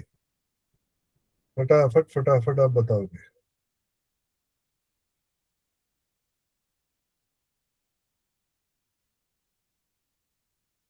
इसको ऐसे भी पढ़ा जा सकता है कि लग्न जो है इनका अ, मकर राशि है, हाँ, और एकदम। राशि जो है इनकी मीन है, चंद्रमा मीन राशि में है। आपकी बात तो पहुंचे नहीं मैं। वैसे एकदम सही बोला, एकदम परफेक्ट बोला। चलो, इसका भी जवाब मैं दे देता हूँ। इसको थोड़ा एडजस्ट कर लेता हूँ, ताकि एक नए मेहमान आ गए, उनको जगह देना पड़ेगी ना यहाँ पे। चलो भाई साहब, सब खिसक जाओ ऊपर ऊपर।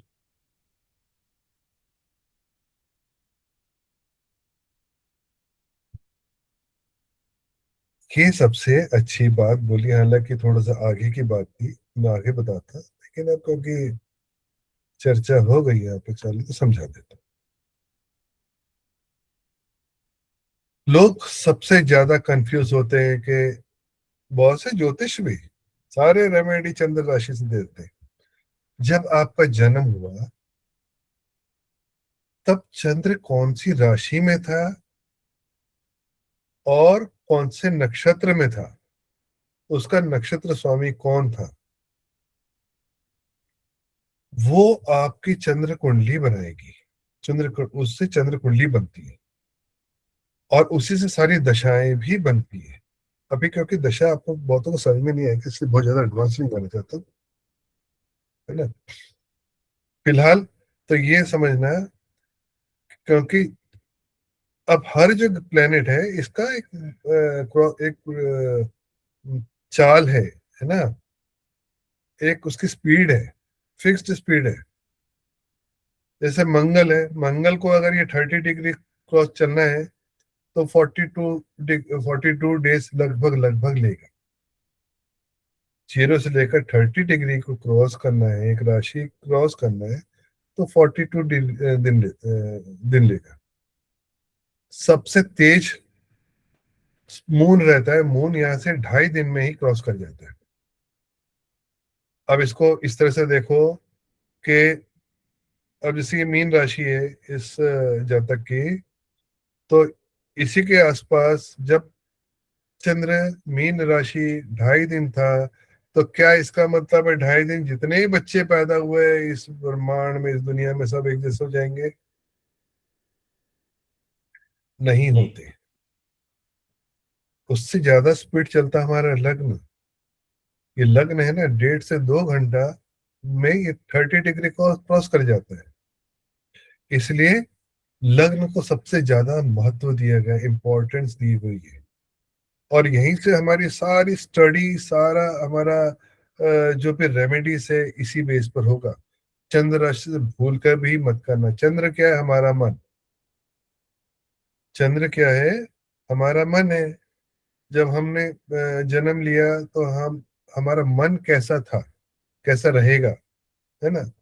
क्योंकि ये एक बार कुंडली बन गई तो बन गई, ये सारे आपके बारे में सब चीज यही बताने वाली है।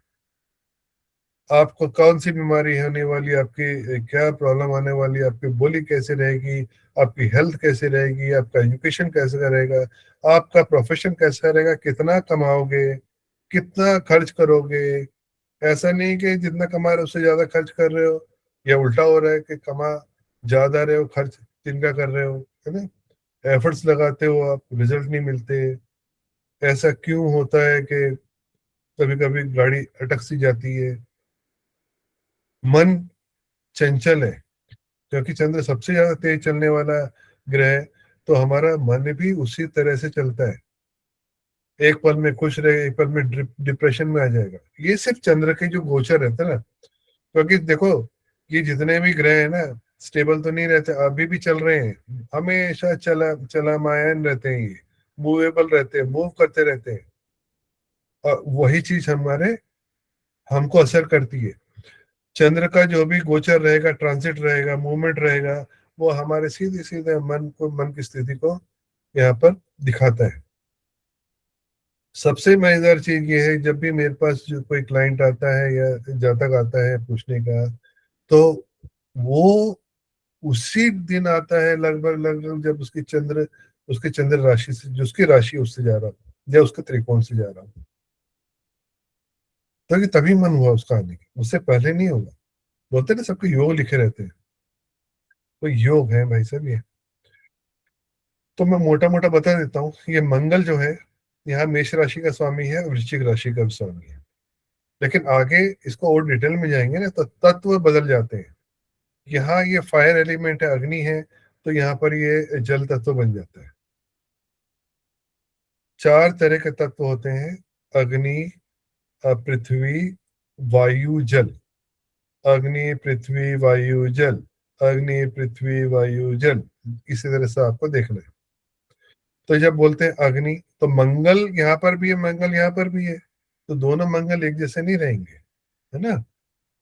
दोनों मंगल का कैरेक्टरिस्टिक दोनों चेंज हो जाएगा। एक तो ये अग्नि यानी कि फुल ऑफ एनर्जी है, और ये है इमोशनल, हाइपर इमोशनल मंगल।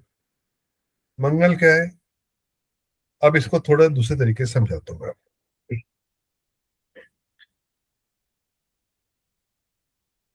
अब ये जितने भी हमने यहाँ राशियां देखी, यहाँ पर भाव देखे हैं ना, अब भाव के जो सिग्निफिकेशंस मैंने बताए, इसको ये कोई ना कोई ग्रह जो है ना यहाँ पे, उसकी जिम्मेदारी दी गई। कैसे दी गई, आगे समझते हैं। कोई अच्छा उल्टा चल रहा हूँ।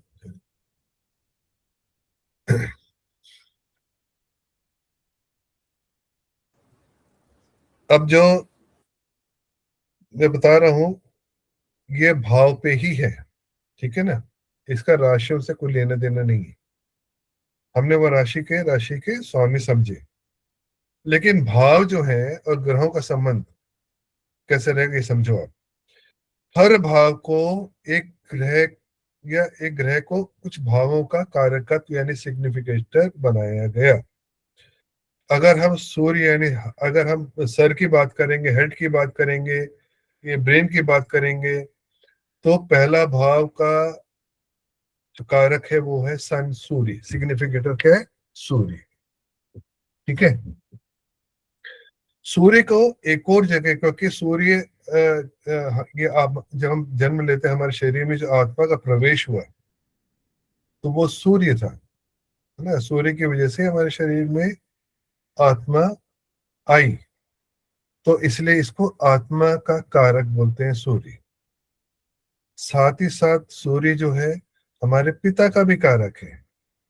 जब हम अपने फादर की बात करेंगे तो हम सन को भी देखेंगे, है ना। तो पिता का कारक सूर्य को बनाया गया।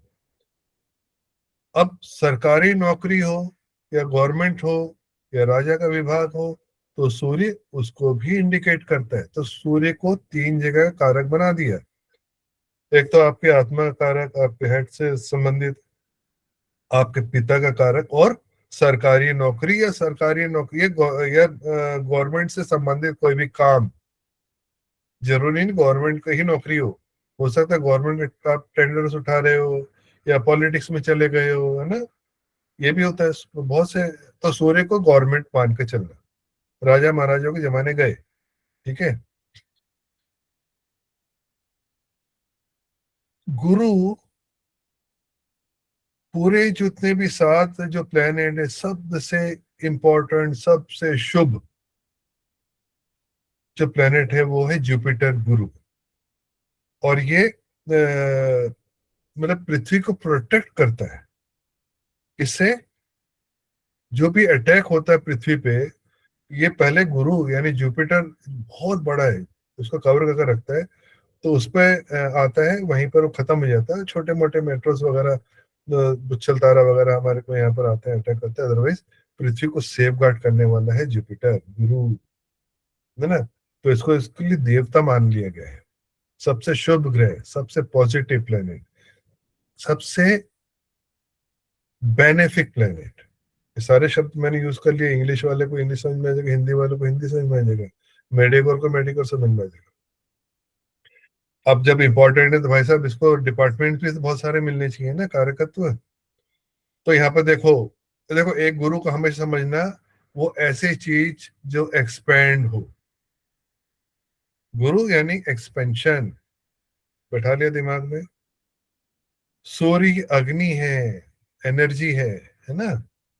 और ये गुरु क्या है? एक्सपेंशन है ये।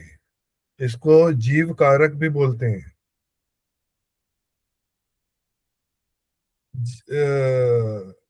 अब यहाँ पर किस चीज का एक्सपेंशन कर रहे हैं? यहाँ पे धन का एक्सपेंशन कर रहा है, यानी सेविंग्स बढ़ाएगा। कुटुंब का एक्सपेंशन करेगा, यानी कि आपकी शादी हो गई तो शादी हुआ, फिर बच्चे हुए, बच्चे हुए, बच्चे की शादी हुई, तो एक्सपेंशन कर रहा है। तो वाणी की, यानी कि आप जो भी सीख रहे हो, आज आप हिंदी बोल रहे हो, कल तमिल बोल दोगे, कल फॉरेन लैंग्वेज, तो ये एक्सपेंड कर रहा है। तो इसका गुरु को यहाँ का कारकत्व दिया, सिग्निफिकेशन दिया। दूसरा दिया संतान, इसलिए गुरु को संतान कारक भी बोलते हैं।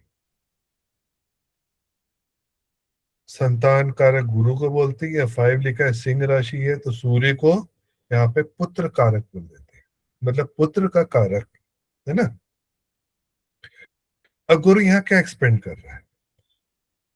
यहाँ क्या एक्सपेंड करेगा? आपके मित्र मंडली एक्सपेंड करेगा, आपकी संतान एक्सपेंड कर रहा है, आपका नॉलेज एक्सपेंड कर रहा है, आपके कस्टमर क्लाइंट्स एक्सपेंड कर रहे हैं, है ना। फिर गुरु को नवम भाव, जो कि गुरु का खुद का घर है, उसका यहाँ पे कार्यकत्व किया। अब यहाँ पर हायर एजुकेशन की बात कर रहे हैं, अपने नॉलेज बढ़ाने की बात कर रहे हैं, है ना। गुरु को रिलीजन का भी कारक माना गया है। धर्म, धार्मिक प्रवृत्ति, धार्मिक सोच, है ना। यहाँ पर वो यहाँ पर एक्सपेंशन कर रहे हैं, यानी कि आपकी सोसाइटी में कैसा आपका इमेज है, वो यहाँ पे देखने को मिलेगा। आपकी यात्राओं को एक्सपेंड कर रहे हैं, यानी कि आप पहले तो इंडिया में यात्रा करते हो, फॉरेन में यात्रा करने लगे, एक्सपेंशन हो रहा है। कभी ऑस्ट्रेलिया गए तो पहले गए पास में नेपाल, मजा नहीं आया, और आगे चले गए, है ना, दुबई चले गए, फिर आगे चले, तो ये एक्सपेंशन इशू। गुरु दूसरा, यहाँ पर देखो, सूर्य, गुरु, शनि, बुध, ये सारे कारक है, लेकिन मुख्य कारक यहाँ पर शनि ही है, जो कि जॉब का कारक है, समझाऊंगा इसको। लेकिन यहाँ पे गुरु को 11 भाव का भी कारक माना गया है, क्योंकि आपकी इच्छाओं का कोई अंत नहीं होता, है ना। Fulfilment of desires. आज बोले यार 1000 रुपये आज मिल जाए, कमाई हो जाए, मजा आ जाएगा, 1000 रुपये कमा जाएगा, अरे यार आज 2000 हो जाते हैं, है ना। और ये अच्छी बात है, अगर कहीं इंसान रुक गया तो रुक गया, मतलब वो उसमें जीने की इच्छा शक्ति खत्म हो गई, है ना। तो ये रहता है। तो यहाँ पर एक्सपेंशन कर रहा है। किस चीज का एक्सपेंशन कर रहा है? ये आपका जो मित्र मंडली है ना, उसका भी एक्सपेंशन करता है। यहाँ जो जितने भी MLM टाइप के नेटवर्किंग जितने भी रहते हैं, या शेयर मार्केट वाले रहते हैं, है ना, स्पेकुलेशन वाले रहते हैं, वो सारे 11th हाउस को कंसिडर करते हैं, रिप्रेजेंट करते हैं। तो कुंडली में अगर एक गुरु खराब हो गया तो कहाँ कहाँ गड़बड़ी हो रही है। धन, कुटुंब, वाणी, संतान, मित्र मंडली, आपका भाग्य, और फुलफिलमेंट ऑफ डिजायर्स, है कि नहीं। लेकिन ये जरूरी नहीं है भैया कि सबको गुरु सूट करे, इसलिए एकदम से कोई भी किसी भी फैसले पर मत आ जाना। पहले जब 2 महीने कंप्लीट हो जाएगा ना, उसके बाद आप डिसीजन लेने में सक्षम हो जाओगे कि मुझे, वहीं से आप अपने चालू कर देना कुंडलियां वुंडलियां देखना वेखना, ठीक है ना। बुध जो है बुद्धि का कारक है, ब्रेन का, आपका राइटिंग स्किल्स का, आपके मैथमेटिक्स का, गणित। पहले क्या होता था कि ज्योतिष वही बनते थे जो मैथमेटिशियंस होते थे, है कि नहीं? भाई कुंडली बनाना आसान नहीं होता। अगर एक गलती हो गई आपकी पूरी कुंडली गलत हो जाएगी। तो पंचांग वगैरह से देखकर एक जमाने में हम भी बनाया करते थे, लेकिन अब पंचांग भी गायब हो गए, क्योंकि अब देखो मैनुअल मिस्टेक होती है, चाहे कुछ भी बोलो। कंप्यूटर हमसे ज्यादा इंटेलिजेंट है, वो जो कुंडली बना कर देगा ना 0.000 में बना कर दे देगा। तो ज्यादा आप लोगों को यहाँ पर टेंशन लेना नहीं है कि ये कुंडली कैसे बनेगी, है ना? नहीं, हमको यहाँ बस ये देखा कि हमारे को ये कुंडली बनकर आई है, ये परफेक्ट है। अब डिग्री वाइज हम कैसे स्टडी करेंगे ना, कैसे प्रिडिक्शन करेंगे, वो हमारे लिए ज्यादा इम्पोर्टेंट। तो बुध को चौथे घर का और 10वें घर का यहाँ पर कारक बनाए हैं, मेनली चौथे घर का। चंद्र को यानी माता का कारक है चंद्र, 4th हाउस। इसके अलावा चंद्र को और कहीं का कारकत्व नहीं दिया गया, ठीक है? मन आपको एक ही हो सकता है, 10 नहीं हो सकता। आपको जिसने जन्म दिया वो एक ही हो सकती है, 10 नहीं हो सकती। मंगल ये हमारा मसल्स पावर का, यानी पराक्रम का। मंगल हमारे अंदर जो ब्लड है ना, गरम खून यानी कि लाल, ये हम बोलते हैं रेड, रेड रेड कॉर्पसल जो रहते हैं ना, लाल रक्त वाहिनी, वो मंगल है। और चंद्र पूरे शरीर में जितना भी ब्लड है और ये लिक्विड पार्ट है, वो चंद्र के पास, मून के पास। तो मंगल ब्लड का कारक है, आपके मसल्स का कारक है, आपकी हिम्मत का कारक है, आपके पराक्रम का कारक है। तो यहाँ पर 3rd हाउस, आपके छोटे भाई बहन है तो छोटे भाई का भी कारक मंगल बोलेंगे, है ना? अब यहाँ पे कारक इसको दो जगह का बनाया गया। एक्चुअली बेसिक 3 का बनाया है, लेकिन हमारे शास्त्रों में से 2 का जिक्र है, तो मैं 2 की ही बात करूंगा, 3rd हाउस और छठा का। क्योंकि यहाँ पे हमको चाहिए हिम्मत, कम्युनिकेशन का, लोगों के साथ घुल मिल जाना, कैसे अपने बातों से लोगों के अपने तरफ अट्रैक्ट करना। और यहाँ पर आपका मसल पावर है कि शत्रुओं के साथ कैसा लड़ना, है ना? कंपटीशन को कैसा फेस करना, बुरे वक्त पे भी हिम्मत के साथ कैसे खड़ा रहना, टूटना नहीं, वो यहाँ पर मंगल होता है। आखिरी बचा शनि। जय हो शनि महाराज की, इनको सारे जितने भी दुख स्थान का यहाँ पर कारकत्व बना दे। छठा घर रोग ऋण शत्रु, छोटी मोटी बीमारियां, कोर्ट केसेस, है ना? 8वां हमारा आयु, आयु का कारक। 12वां भाव हमारा हॉस्पिटलाइजेशन, खर्चा। और 10वां भाव हमारे कर्म। तो यहाँ सबसे मजेदार चीज क्या है कि शनि के साथ एक ग्रुप खड़ा हुआ है, सूर्य, गुरु और बुध का भी। शनि महाराज क्या देखते हैं कि ये इसका कर्म कैसा है, कितनी सेवा भाव है। गुरु क्या करते, सेवा भाव देते हैं ना, सेवा भाव है कितना, वो सोशल में एक्टिव है, हेल्प, सोसाइटी को हेल्प कर रहा है। वाणी या बिजनेस के थ्रू कैसे गरीबों को या दूसरों को सुख पहुंचा रहा है। बहुत बार ये बोलते हैं ना, कभी नौकरी करो या नौकरी दो, दो ही चीज हो सकती है, या तो नौकरी करो या बिजनेस करो। बिजनेस करोगे तो आप 10 को नौकरी दोगे, लेकिन अगर आपने अपने लेबर से, अपने निचले स्तर वालों से, आपके घर के अंदर जो मेड्स आती है, आपके अंडर जो टीम है, उससे अगर भेदभाव किया, मिसबिहेव किया, इंसल्ट की, या उनको नुकसान पहुंचाने की कोशिश की, तो चिंता मत करो, जिंदगी में ढैया आएगी, 7.5 ही आएगी, आप लोग का हिसाब किताब बराबर होगा, है ना? तो कर्म अच्छे रखोगे ढैया भी चली जाएगी, 7.5 भी चली जाएगी, आपको पता ही नहीं चलने वाला। ठीक है, ये सारे हैं प्रथम तनु, धन, सहज, सुख, पुत्र। अब मैंने जो भी आप लोगों को समझाया, इस वीडियो को जिसको नहीं समझ में आया, 1-2 बार जरूर देख लेना, तो आपको रट जाएगा। जब रट जाएगा तो आपका यहाँ तक का फाउंडेशन तगड़ा हो गया। कल मैं पूछूंगा कि प्रोफेशन, अगर ये चौथे घर का है तो क्या प्रोफेशन होना चाहिए, तो फटाक से आप बोलोगे सर यहाँ का कारक तो माता का है, यहाँ पर लग्जरी गाड़ियों का है, यहाँ पर एजुकेशन का है, एग्रीकल्चर खेती बाड़ी का, तो इसी से रिलेटेड होना चाहिए।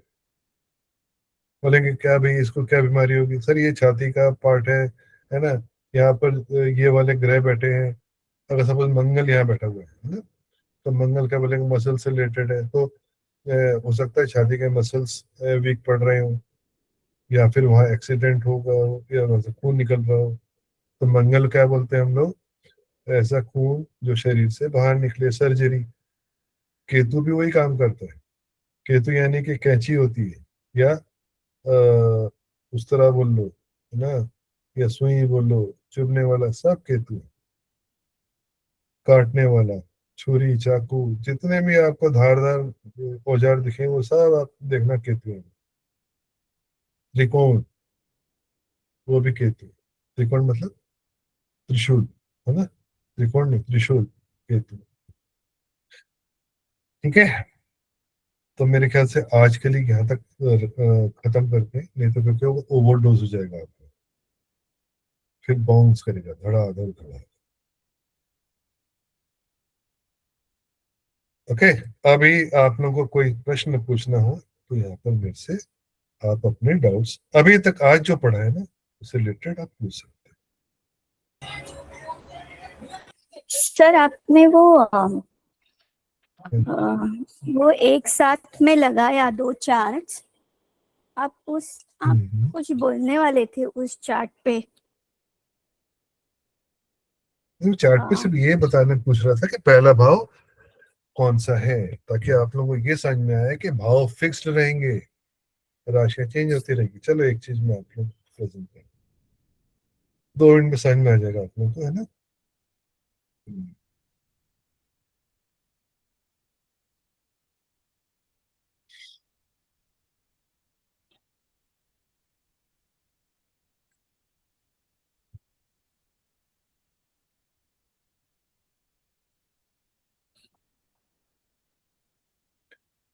ओके, क्या नजर आया आप लोग को?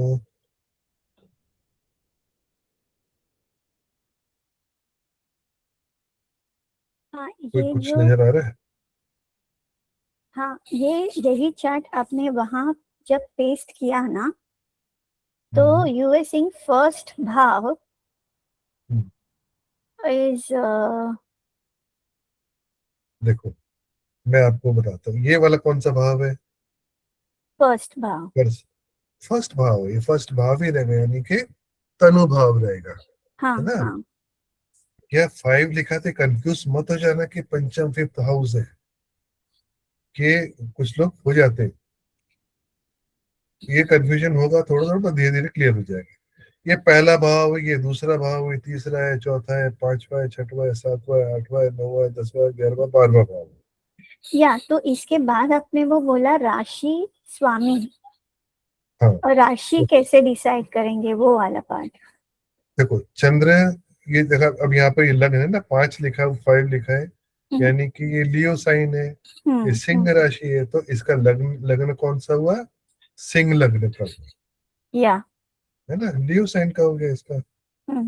और इसकी चंद्र राशि क्या हुई? वृषभ। ठीक है, अब यहाँ पर अगर इसकी बात करेंगे कि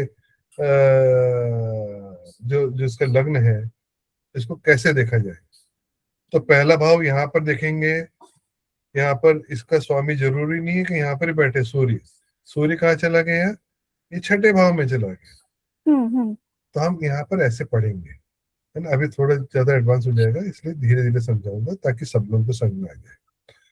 तो भाव को कैसे, अभी कारक में समझा है ना, तो भाव को देखना है तो हमको 2-3 चीज देखनी है कि यहाँ का राशि का स्वामी कैसा है। इस सबसे पहले भाव तो नुकसान नहीं है, यहाँ पर कोई नेगेटिव ग्रह तो नहीं है, नेगेटिव ग्रह की दृष्टि तो नहीं पड़ रही है। यहाँ का स्वामी कहाँ पर है, वो कैसा कंडीशन है, और यहाँ का कारक।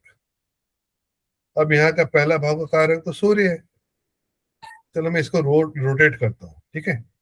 ये कर्क लगने की कुंडली हो गई, इसका स्वामी हो गया चंद्र, लेकिन यहाँ का कारक कौन होगा, सूर्य ही होगा। पहला भाव का कारक सूर्य है, सूर्य ही रहने वाला है यहाँ पे।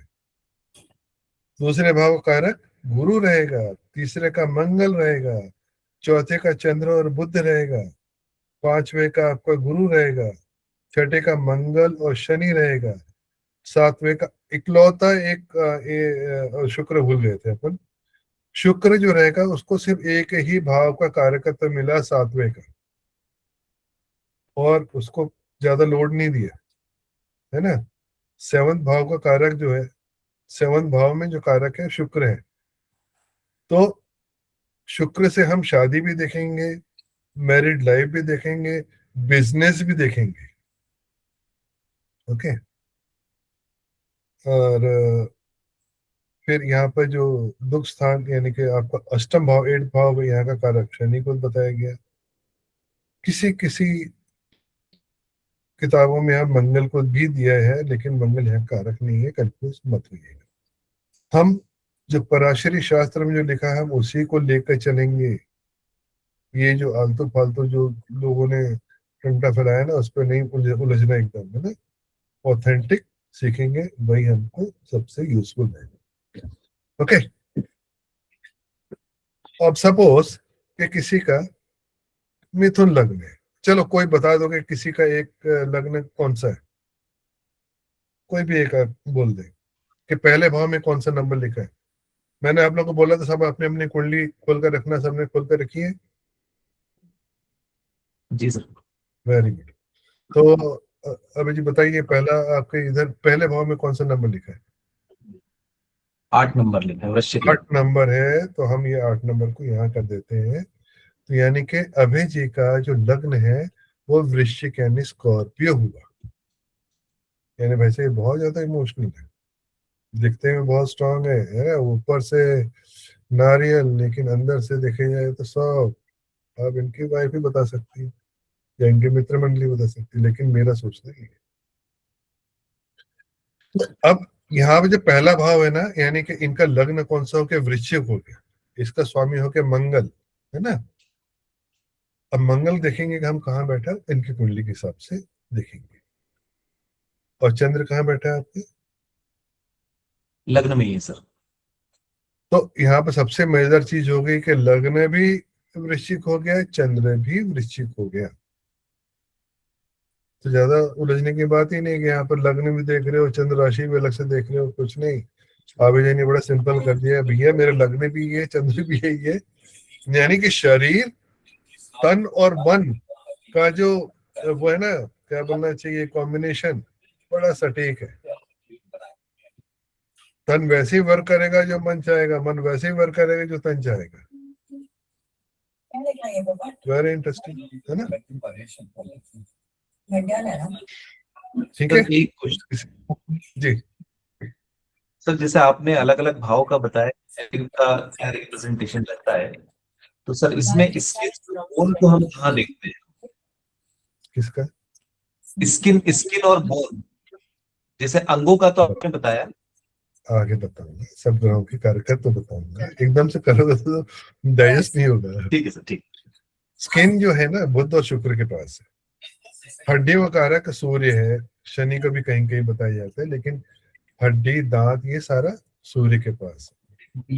मसल जैसे बोला मंगल के पास है ना। शनि जो है, जितने भी हमारे नर्वस सिस्टम है शरीर में, वो शनि के पास है। शुक्र हमारी सुंदरता है, चंद्र हमारे शरीर का जितना भी लिक्विड पार्ट है वो है। 70% हमारा शरीर लिक्विड से बना हुआ है। तो ब्लड से संबंधित कोई प्रॉब्लम है वो चंद्र बताएगा। अभी और क्या बचा अभी? मंग सब हो गया ना यहाँ पे तो। बुध गुरु राहु शुक्र शनि, ठीक है ना? Right sir. बाकी अभी ये सिर्फ इतना ही नहीं है, सब बहुत सारे आएंगे इसमें, है ना? पर मैं एक साथ इकट्ठा बता दूंगा तो समझ में आप लोग को नहीं आएगा, इसलिए धीरे धीरे बताऊंगा। हर बार एक नई कहानी सुना दूंगा। ठीक है, चलो यहाँ पर आप लोग एंड करते हैं। और ये आप लोगों को कल जिसने ईमेल आईडी नहीं दी वो भेज दीजिएगा, ताकि आप लोगों को वीडियोस नोट्स आपको फॉरवर्ड कर सकें। मिलते हैं अगले संडे को। सबको गुड नाइट, शुभ रात्रि। Good night sir sir, thank PPT you. Share करेंगे? एकदम करेंगे, आज जो पढ़ाया वो मिलेगा, वीडियो मिलेगा आप लोगों को। पर ओके, ये इसका कतई मतलब नहीं है कि ये इस बहाने गोल मार लो कि वीडियो तो मिलेगा ही मिलेगा। क्या करना है क्लास में आके? ऐसा मैं 3 बार देखूंगा, चौथी बार से वीडियो बंद कर दूंगा, भेजना उनको। नहीं सर, वो रेफरेंस के लिए, बाकी तो क्लास अटेंड करेंगे। नहीं नहीं, बहुत से हमारे समझदार हैं। बैच 14 जो अभी चल रहा है उसमें बहुत समझदार थे। हाँ, आते ही नहीं थे भाई साहब। अरे सर हम तो वीडियो देख लेंगे, वीडियो देख लेंगे। जब जब क्वेश्चन पूछने चालू किए तो नील बटा सन्नाटा नहीं है। इंटरेक्टिव, हमेशा इंटरेक्टिव होना चाहिए, पूछना चाहिए। जितना पूछोगे ना उतना सीखोगे। जी सर। दूसरी बात, कभी भी ये मत शर्म करना कि अरे मैंने पूछ लिया तो वो क्या समझेगा। कुछ नहीं, या सीखने आए हो, शर्म को साइड में कर दो, है ना? मैं बैठा हूं ना समझाने के लिए। आप 10 बार पूछोगे 10 बार समझाऊंगा मैं। डाउट्स क्लियर होना बहुत ज्यादा जरूरी है। ओके, चलो सबको गुड नाइट। जी सर, प्रणाम, thank you very much. Thank you sir, good good night. Night. Good night, good night.